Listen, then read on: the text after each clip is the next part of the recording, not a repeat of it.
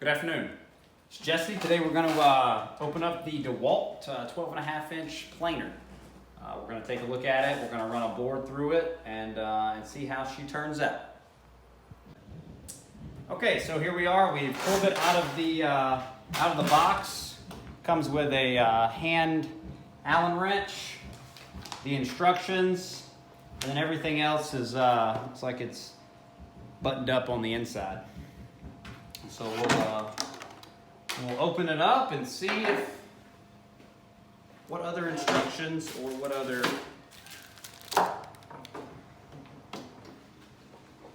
So if you look right here, just will it. On the back end, we have the power cable. The looks like a 10mm wrench, probably used for tightening or loosening the blades. And a box here. Pull it out.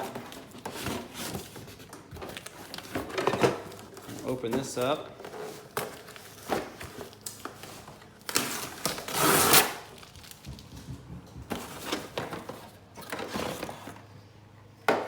Looks like the chute for the wood shavings that are going to come out. And the screws that hold the wood shavings on place are right there with it. Open this up and see exactly what it is. If I had to guess, it's going to be the handle for cranking the depth.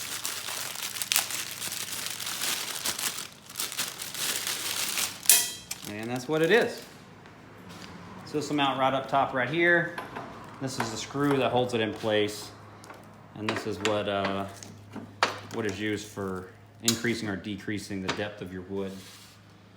So what I'm going to do is I'm going to get this stuff put together. And then we'll come back to you and finish it out and get a piece of board going through there. All right, so what we've done so far is I've installed the dust catcher. And what this will do is the chips and the dust that comes off of the material, it'll come out this chute, and you can put this plastic adapter if you have a some sort of dust control system in your shop. What it took to get this on, so you have to remove this black piece right here. Same Allen key goes into this bolt. Take it off. There's one on each side. Right there. I've already done it, so I'm not going to do it again. And then the 3 screws that come with the dust catcher. One goes on each end. You can move the camera over here so you can see.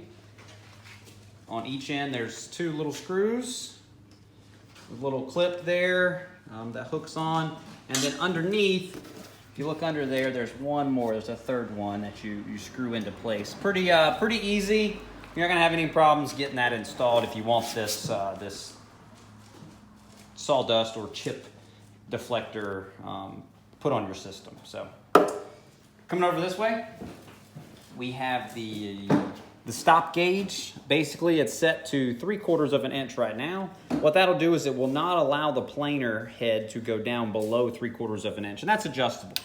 1/2, 1/4 of an inch, all the way down to 0, where it'll go all the way down. So if you want to plane your board to nothing, you can do that. So I'm gonna set mine to 3/4 is what I have it set at right now. So coming on around here, we'll talk about the front of the planer. I have the on-off switch. I'm not plugged in right now, so that's how that works. On, off, pretty user-friendly. This big black bar right here, this is the lock. So if you want to adjust your cutting depth, you would need to loosen that. You can crank your handle up top, and if you look right here as I'm cranking, it's adjusting on the ruler. So I'm gonna set mine down just under 1 inch. I have about a 1 inch thick board that I'm starting with. So once it's set to what you want, you push that back down, and that allows this to not turn anymore. So you can't adjust that any longer. You also have the small gauge up here in the front, and that's the metal or the material removal gauge. So as the wood slides in right here, if it pushes this gauge up any, that tells you how much of the wood that it's actually going to remove.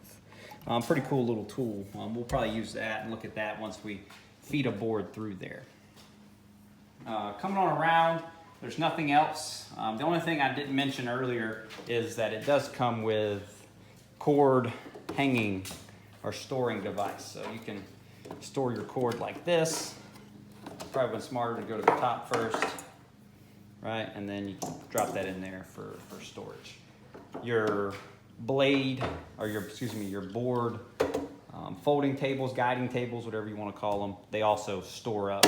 The backside won't store up if the dust deflector is on there. So we're set up, power's plugged in. I got my kids, they're cleared. What I have here is a piece of red oak. It's just under an inch thick. I have my gauge set, and what I want to do is I want to take a little bit of this off at a time. I don't have much wood here. It's not a nice 2 to 3 inch thick piece, so I don't want to lose all the material trying to demo this machine. I should have said this prior too. I'm not a woodworker. I don't have any experience with any planers or anything like that before today, so I'm learning as we go. So we'll see how this works out. All right, so if this gets loud, I'll just stop talking, and then we'll talk about this after I cut the machine off. All right, here we go.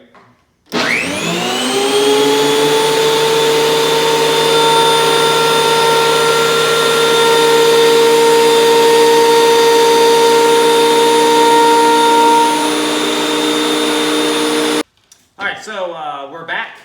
That pass didn't really do anything to the wood, which is kind of what I was hoping for. So I'm going to adjust the machine down a little bit. On your crank, you have an adjustment guide, 1/64, 1/32, 3/64, and so on. It tells you which way to turn your device. So what I'm going to do is I'm going to turn it a half a turn, and I'm going to run it back through and see how we come out. Okay? As you can see on the wood here, if the camera gets a little close, I got some wood glue, some splattered over wood glue. I didn't get it mirrored up so great. So that's what I'm trying to remove on this. It's already a pretty nice piece of wood already. I'm just trying to fix what I messed up on it when I glued it together. So, all right, so here we go. We're gonna loosen this. Gonna take it about a half a turn down. We're gonna lock it back down. And now we're gonna fire it up and feed it back through.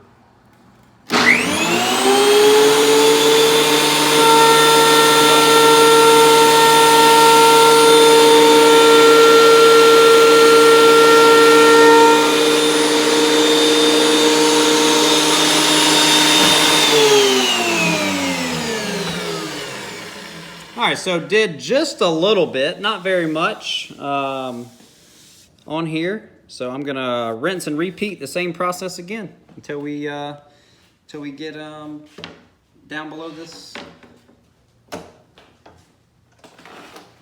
Half a turn, lock it back down, and here we go.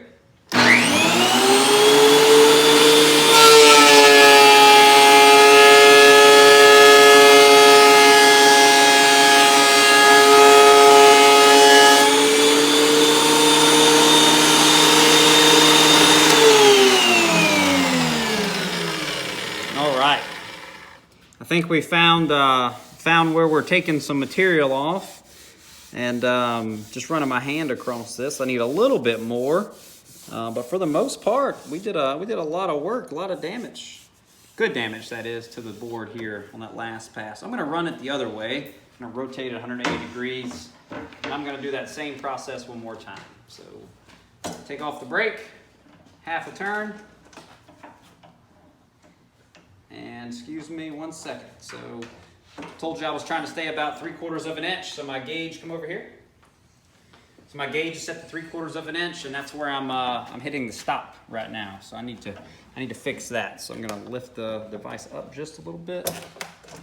Take that pressure off, and we'll rotate this down to a half.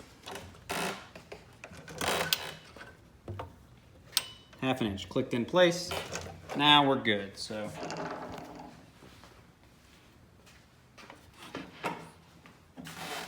should be about right there is where we were at before. So I'm gonna go just about a 1/4 of a turn, lock it back down, and now we're gonna feed her back through. See how she turns out. Here we go.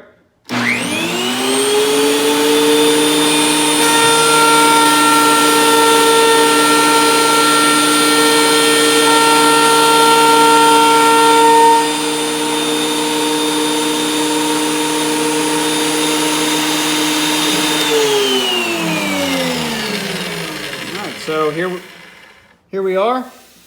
Similar. I just took a little bit off. I probably could have turned it a little bit more and get a little bit more depth onto this. So we're gonna do it again.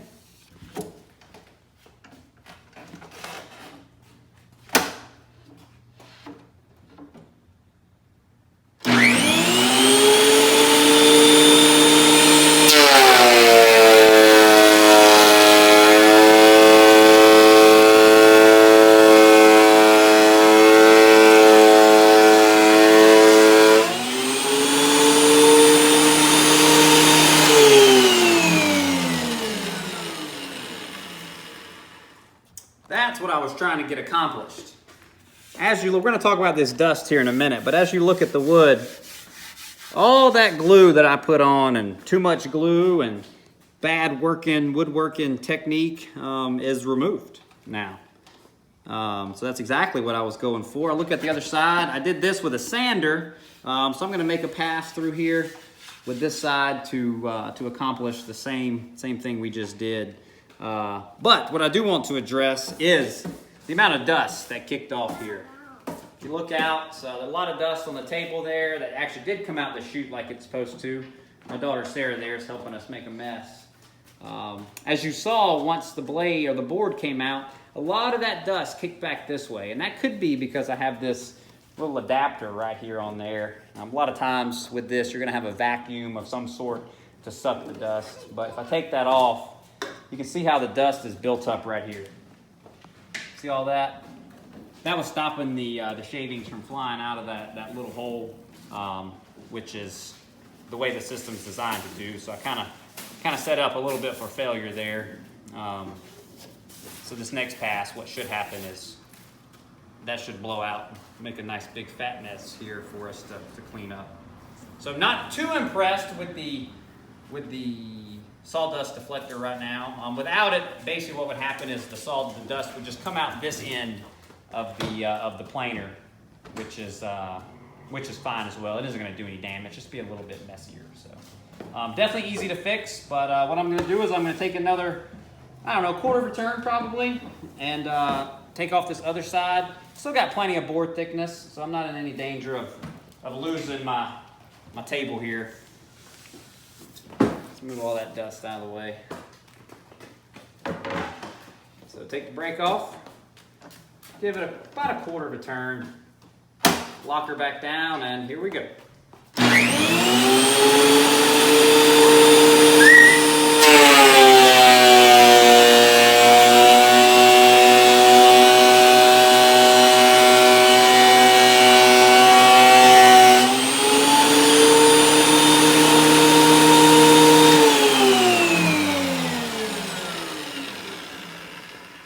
All right, kind of the same dust problem. It's spewed out a little bit, but if you're worried about getting sawdust in a workshop, you probably shouldn't be woodworking. But let's look at this wood. I don't see any remnants of glue. It looks like one big piece of wood here, and where I started with was two pieces that I glued together. So really happy with the product right here. I could probably take a little bit more off, but I think I'm gonna call it on this piece of wood right here. So an overall review from somebody that's never done any sort of woodworking before is kind of messy, but like I said, if you're concerned about getting sawdust in your workshop, you probably don't need to be doing this anyway. First impression, definitely like the Dewalt 12.5 inch 3-blade planer. My daughter just fell and busted her knees up, so we'll deal with that. But definitely would recommend this product. Any questions, definitely comment below. I'll be happy to answer anything if I can. Or if you have any input for me, don't be afraid to throw that in there. I got pretty tough skin, so